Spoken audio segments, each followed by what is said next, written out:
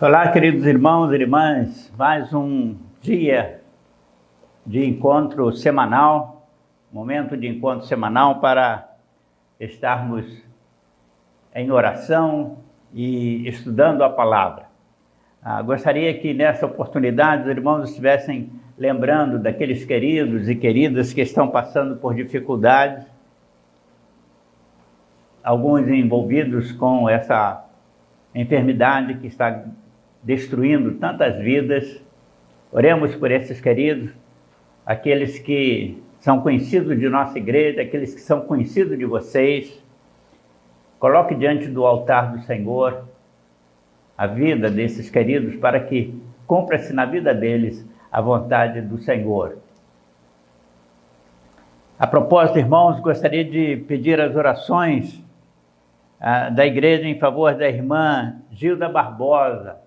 Foi membro de nossa igreja por muitos anos e agora é membro de uma das filhas de nossa igreja, ali na rua Quintanilha, Igreja Batista em Quintanilha.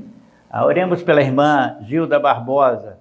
Continuemos orando, irmãos, em favor da Gláucia. Foi nossa educadora religiosa, hoje missionária em Portugal e Espanha. Que Deus possa estar abençoando aquela vida, dando força, dando energia para que ela possa cumprir bem o seu mandato ali. Oremos também por Rosalva, esposa do pastor Francisco Nunes, que pregou recentemente em nossa igreja, no culto transmitido pela nossa igreja. Oremos em favor da vida dela e de tantos amigos que você conhece, pessoas que estão enlutadas, enfim, coloque diante do Senhor esses queridos. Pai querido, nós te agradecemos o privilégio de estarmos reunidos neste momento como tua igreja. E, ó Pai, nós te louvamos pelo privilégio de podermos nos comunicar contigo de forma dinâmica, direta, sem intermediários, levando, Senhor Deus, até a tua presença augusta, as nossas ansiedades, as nossas necessidades. Pai, temos estado muito preocupados com vidas que estão sendo acometidas por esta pandemia, por essa enfermidade que está assolando vidas no mundo inteiro. Pedimos ao Pai misericórdia dos teus filhos, que se cumpra na vida dos teus filhos a tua vontade, e, Senhor Deus, que conforte aqueles corações que ficam enlutados.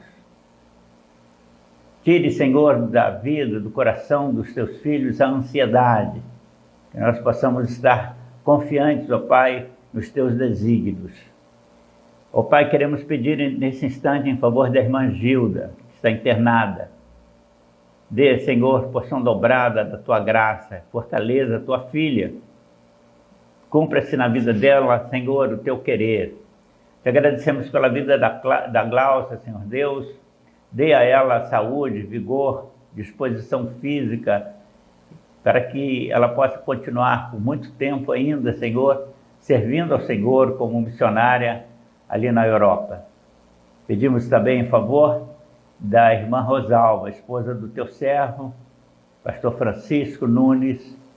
Dê, Senhor Deus, a tua filha e ao teu filho condição, Senhor Deus, de continuarem fazendo a tua obra com alegria, com prazer, com dedicação, como sempre o fizeram.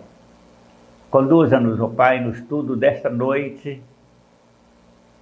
desta oportunidade, em o nome de Jesus. Amém.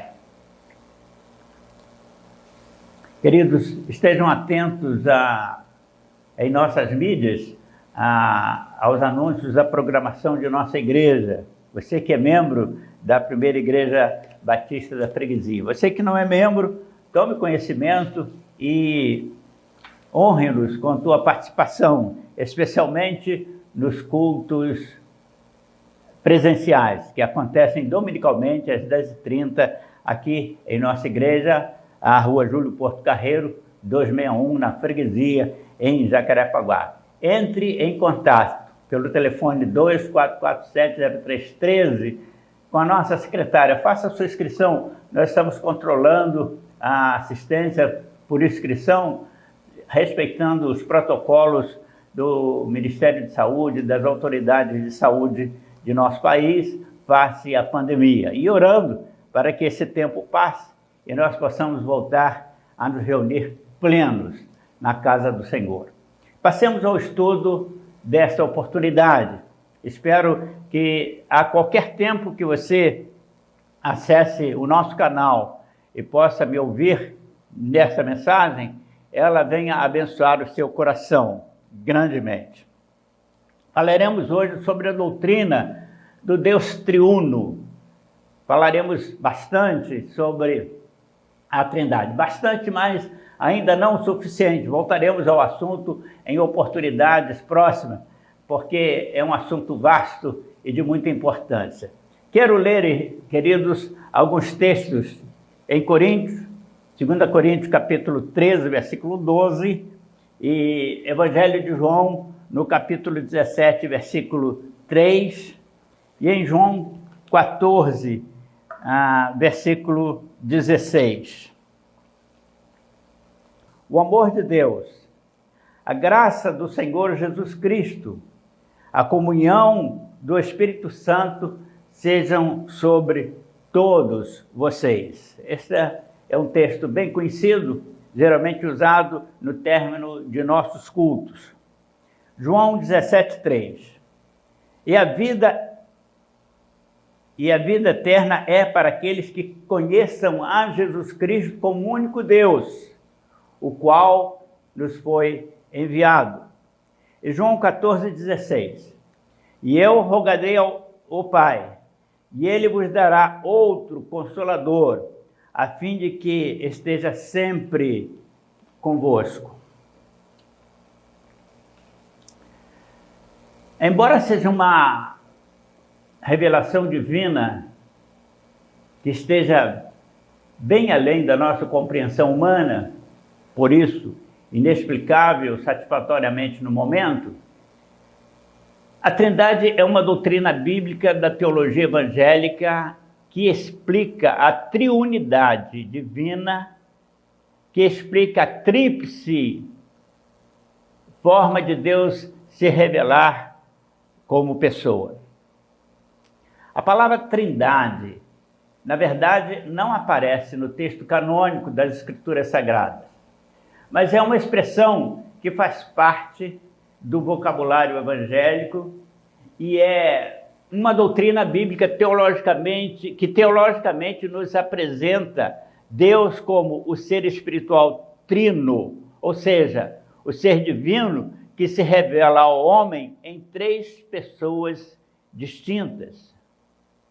A Trindade divina não é uma teoria, não é uma forma interpretativa evangélica de Deus, mas uma doutrina referente à revelação de Deus perfeitamente entendida, aceita e assim explicada pelos evangélicos.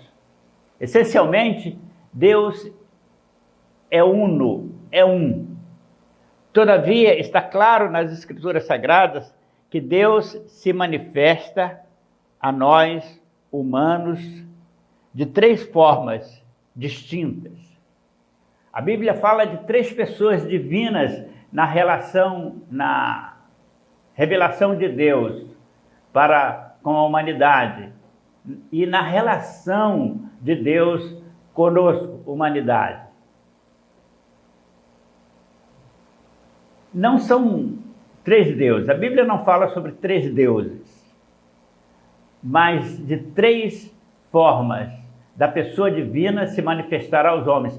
Três formas divinas essencialmente iguais e eternas de Deus se manifestar, revelando-se a nós humanos. Gênesis 1:1. Esse é um dos textos que não fala em Trindade, mas fica perfeitamente entendida a presença da Trindade nesse texto, nesta citação bíblica. Primeiro versículo da Bíblia. No princípio, Deus criou os céus e a terra. Aqui Deus, Criador, o Pai. Gênesis 1, 2. A terra era sem forma e vazia, e havia trevas sobre a face do abismo, e o Espírito de Deus se movia pairando sobre as águas. Aqui aparece o Espírito criando. Em João 1, versículo 1, 2 e 3, nós lemos: no princípio era o Verbo estava com Deus, o Verbo era Deus. Ele estava no princípio com Deus. Todas as coisas foram feitas por ele, por intermédio dele. E sem ele, nada do que está feito se fez. Aqui, o Filho ordenando que se fizesse o que está feito. Então, eu li os textos de Gênesis e de João para que vocês possam perceber. Lá, nos 2 primeiros versículos da Bíblia, nós encontramos a presença de Deus Pai, o Criador, e a citação da presença do Espírito Santo pairando sobre as coisas criadas. Lá em João, no Evangelho de João, que identifica logo no princípio, né, até com as primeiras expressões iguais do primeiro livro da Bíblia. No princípio era o Verbo. No princípio, lá na criação, Jesus estava. O Verbo estava com Deus. O Verbo era Deus. Jesus é o Verbo. Jesus, estava no princípio com Deus. Todas as coisas foram feitas por ele, por intermédio dele, e sem ele, nada do que está feito se fez. Aqui é a presença do Filho, ordenando que tudo fosse feito. Então temos aí, meus amados, Deus Pai, Deus Filho e Deus Espírito Santo. Se alguém me pergunta o que é a Trindade Santíssima, eu respondo: Trindade é a tríplice manifestação pessoal que Deus faz de si mesmo. Trindade é o modo triuno de Deus existir e se revelar à humanidade.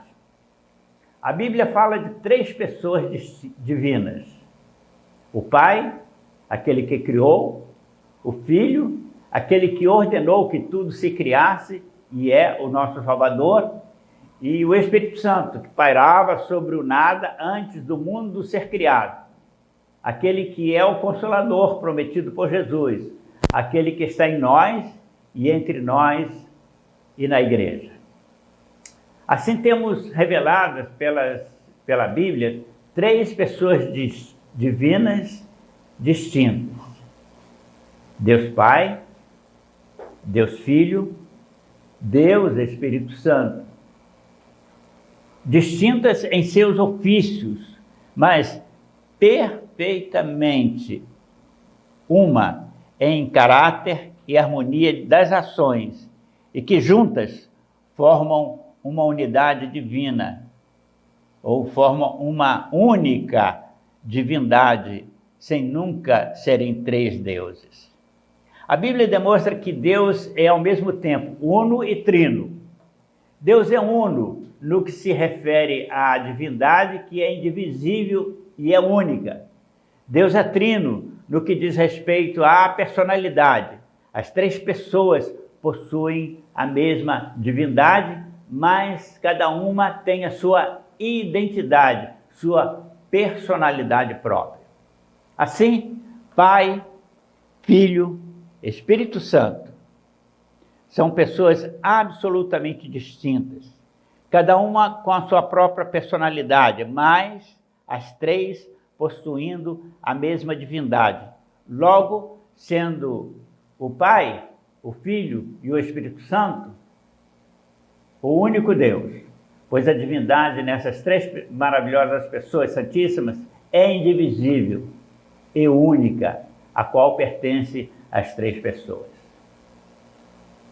O que caracteriza o fato de Deus ser Deus é a divindade que o constitui, já que só existe uma divindade e ela se manifesta externamente na pessoa do Pai, na pessoa do Filho e na pessoa do Espírito Santo. Essas 3 pessoas formam o único Deus existente.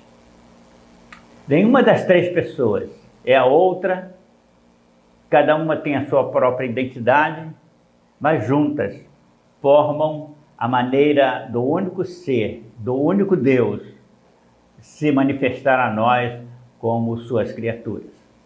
Outro aspecto misterioso da doutrina da Trindade consiste no fato de que o Pai, Filho e Espírito Santo são inseparáveis.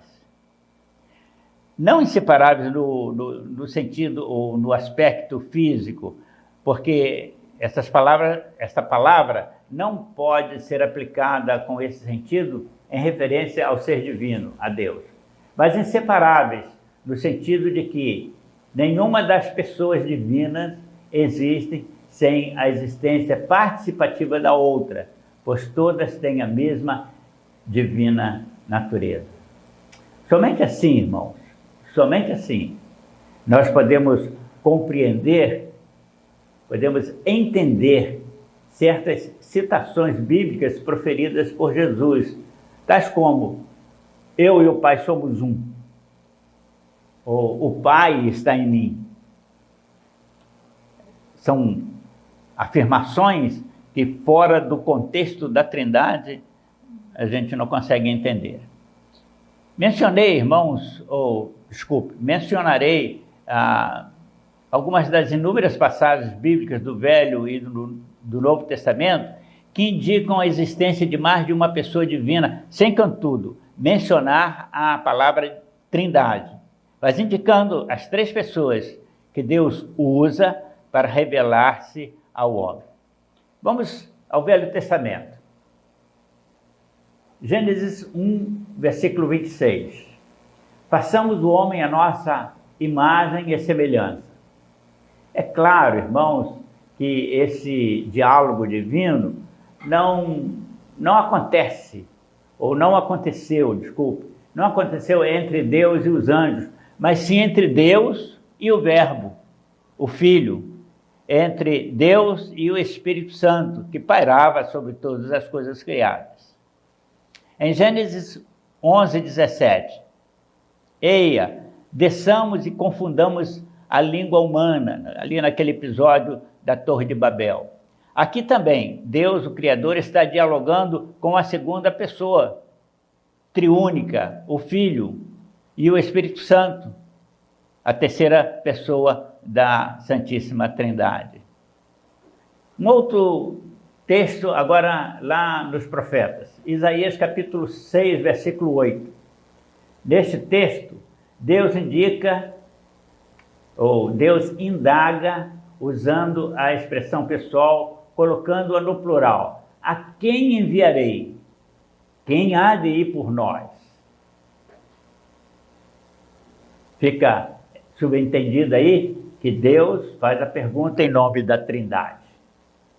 Isaías 48, 16, a parte B do versículo 16.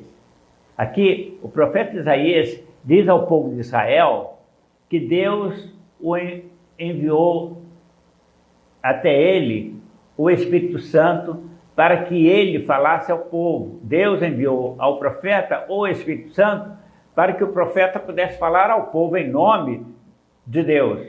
O Senhor Jeová me enviou o seu Espírito, diz o profeta, muito provavelmente sublinhando aí a sua autoridade profética.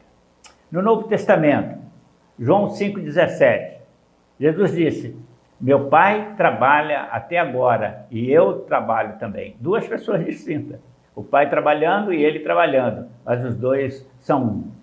Nós não podemos ver Jesus sem ser Deus, não podemos nos referir a Jesus sem pensar que ele é Deus, o Deus conosco, o Emanuel. João 8,16, porque não sou eu só, mas meu Pai que me enviou. Jesus estava falando que ele ali estava, humanamente falando, mas ele não estava só, porque o Pai o havia enviado e era com ele. Em todos os 4 evangelhos, meus prezados, é possível encontrar indícios da Trindade Divina, reforçando assim a veracidade dessa doutrina. Por exemplo, em Mateus 3, 16, 17, Deus Pai, faz uma declaração desde os céus com relação ao Filho, quando Jesus sai das águas do Rio Jordão após ser batizado por João Batista. E o texto diz que do céu ouviu-se uma voz dizendo: este é o meu Filho amado, em quem tenho prazer. E na mesma ocasião, o Espírito Santo é visto em forma física, é visto fisicamente na forma de uma pomba. O Espírito Santo não é uma pomba, como não é o fogo, mas ele se fez representar ali fisicamente como uma pomba e vindo sobre Jesus. Então ali temos a voz de Deus falando dos céus, a presença de Jesus saindo da água e o Espírito Santo sendo manifestado de forma visível naquela oportunidade. Várias vezes em seu sermão de despedida aos discípulos, e isto pode ser verificado lá no Evangelho de João, capítulos 16 e 17, Jesus faz referência a que Deus Pai enviaria o Consolador, o Deus Espírito Santo, para permanecer com os discípulos e com a igreja para sempre. Eu vou para o Pai, dizia Jesus, numa palavra de conforto, de consolo, de despedida à igreja presente naquela reunião. Mas o Pai vai enviar o Consolador. Jesus menciona, meu querido, minha querida, a Trindade, quando diz que foi enviado pelo Pai e promete que o Pai enviaria o Espírito Santo para ocupar o lugar dele, Jesus, fortalecendo os crentes espiritualmente, instruindo-os e dando vigor à igreja, já que ele, Jesus, os estava deixando. Na grande comissão, Jesus instrui os discípulos, e hoje instrui a igreja, recomendando-nos que batizemos os convertidos ao Evangelho em nome do Pai, do Filho e do Espírito Santo. Mateus 28, 19. Em Atos 1, versículos 7 e 8, o Senhor Jesus, em conversa com os discípulos, a igreja reunida com aproximadamente 500 pessoas, refere-se de maneira clara e inequívoca às três pessoas da Trindade.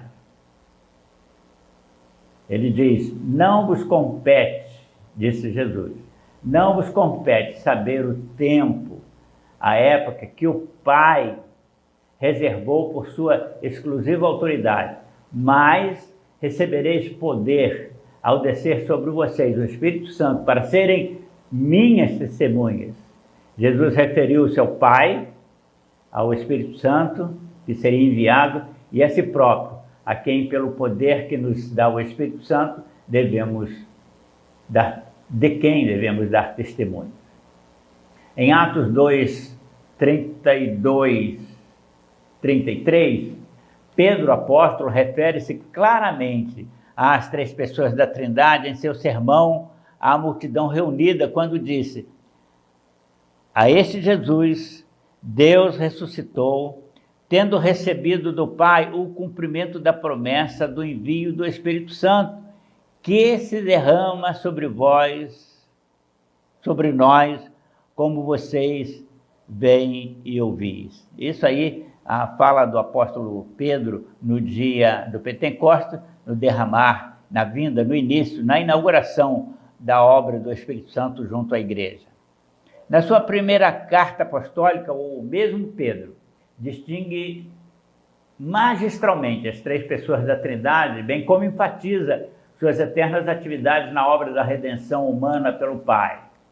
Eleitos pela presciência de Deus Pai, em santificação pelo Espírito Santo, somos salvos para a obediência na purificação operada pelo sangue, o selo da nova aliança. Judas, apóstolo, também nos versículos 20 e 21, fala claramente sobre as três pessoas santíssimas. Vós, amados, santificai-vos no Espírito Santo, guardando-vos no amor de Deus e misericórdia do nosso Senhor Jesus Cristo. 3 pessoas. João apóstolo, na sua primeira carta, capítulo 5, versículo 7, diz que 3 são os que testificam no céu: o Pai, a palavra, que é Jesus, o Verbo, e o Espírito Santo. E esses 3, diz João, são um. Esse versículo, então, para mim, é o que coroa com todos os direitos a nossa certeza nessa doutrina da Trindade. Vou repetir. João escreveu: 3 são os que estão no céu, testificam no céu: o Pai, a palavra, que é Jesus, o Verbo, e o Espírito Santo. E ele termina: esses 3 são um. Vou para a conclusão, queridos. Espero que vocês estejam entendendo. Se não compreenderam bem, entrem em contato conosco. Mas eu volto ao assunto numa oportunidade bem próxima. Quero falar com mais vagar sobre esse assunto. Amados irmãos queridos amigos que me ouvis, digo-vos que é sumamente importante essa doutrina. Por isso vou voltar a ela. Se você não entende convenientemente essa doutrina, procure conhecê-la, para que não fiques impedido de conhecer melhor todo o restante da revelação escriturística da palavra sagrada.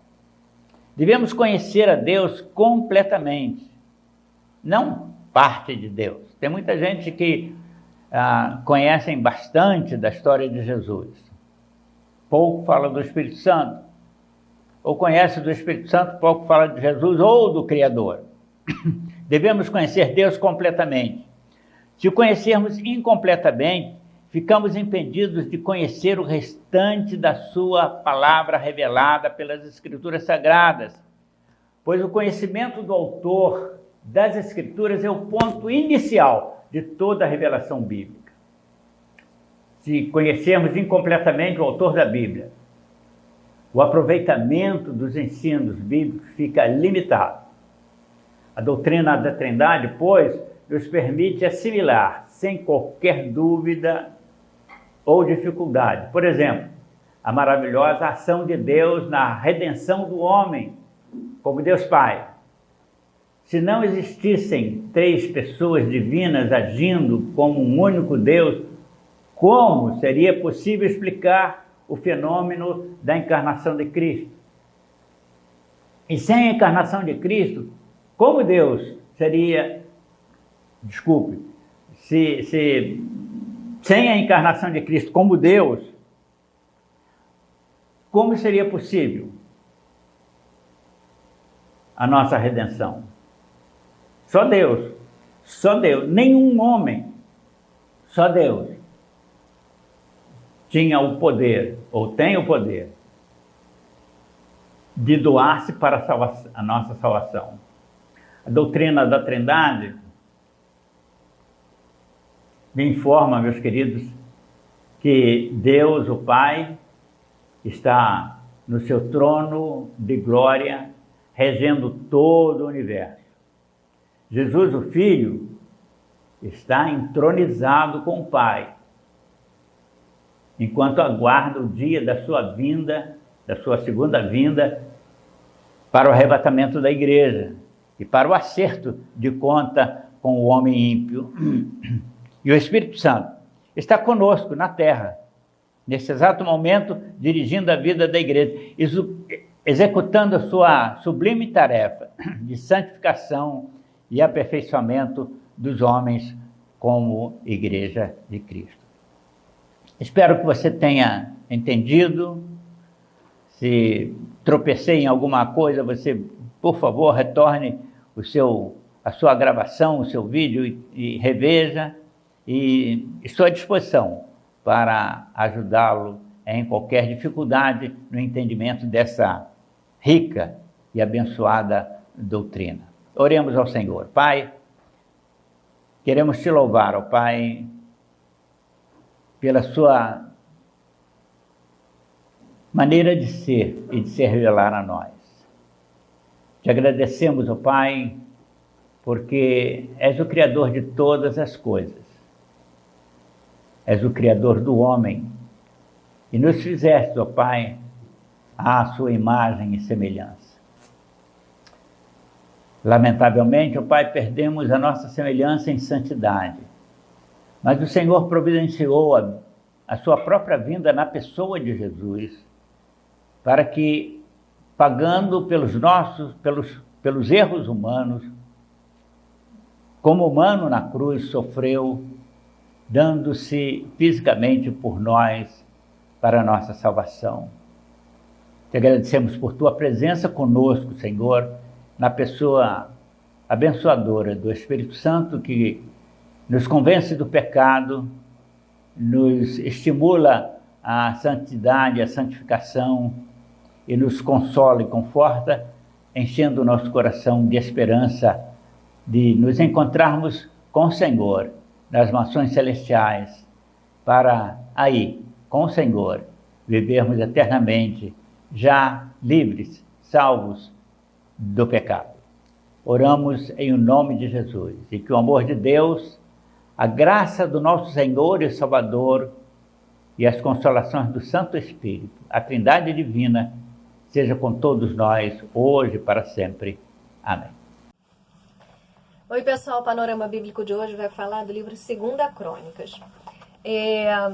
Diferente de 1 Crônicas, que já vai tratar da restauração, né, da aliança do povo de Israel com Deus no retorno da Babilônia, 2 Crônicas, a ênfase do livro é o pedido de Salomão por sabedoria, né, para conduzir o povo, o quanto Deus deu sabedoria e riqueza para ele, fala da construção do templo e a manifestação da glória de Deus, né, ao aprovar o templo como lugar da presença de Deus ali junto do povo, né?